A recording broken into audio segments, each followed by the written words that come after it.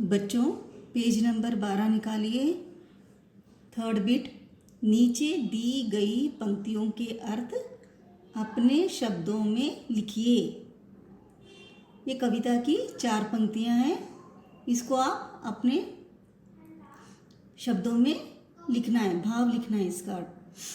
क, त्याग नींद का मोह सवेरे, चिड़िया हमें जगाती है। मूल्यवान है सब समय बहुत ही, हम सबको बतलाती है। मैं एक बार फिर से पढ़ती हूँ बच्चों। त्याग नींद का मोह सवेरे, चिड़िया हमें जगाती है। मूल्यवान है समय बहुत ही, हम सबको बतलाती है। बच्चों ये इन पंक्तियों का फर्स्ट प्रसंग आता है, भाव आता है और विशेषता रहता है। इस कविता में क्या विशेषता है? फर्स्ट प्रसंग लिखना है। यह पंक्तियाँ हमारी पाठ्य पुस्तक गुलमोहर में से ली गई है। इस कविता को कवयित्री सावित्री परमार ने लिखी है। भाव,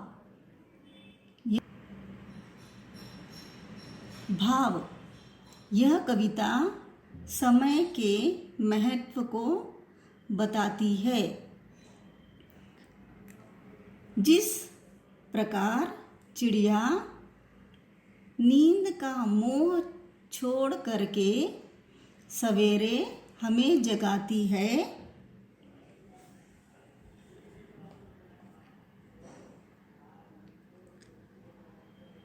उसी तरह हमें भी समय पर उठकर अपने काम करने चाहिए, क्योंकि समय बहुत ही मूल्यवान है और बीता समय कभी वापस नहीं आता है। अब इन पंक्तियों की विशेषता क्या है? इस कविता में समय की महत्ता को बताया गया है। बच्चों फिर से हम एक बार ये 4 पंक्तियों को पढ़ेंगे। थर्ड क्वेश्चन, नीचे दी गई पंक्तियों के अर्थ अपने शब्दों में लिखिए। इसका मतलब भाव लिखना है। इन 4 पंक्तियों के भाव आपको लिखना है। मैं फिर से एक बार पढ़ती हूँ। त्याग नींद का मोह सवेरे, चिड़िया हमें जगाती है। मूल्यवान है समय बहुत ही, हम सबको बतलाती है। प्रसंग, यह पंक्तियाँ हमारी पाठ्य पुस्तक गुलमोहर में से ली गई है। इस कविता को कवयित्री सावित्री परमार ने लिखी है। भाव, यह कविता समय के महत्व को बताती है। जिस प्रकार चिड़िया नींद का मोह छोड़ करके सवेरे हमें जगाती है,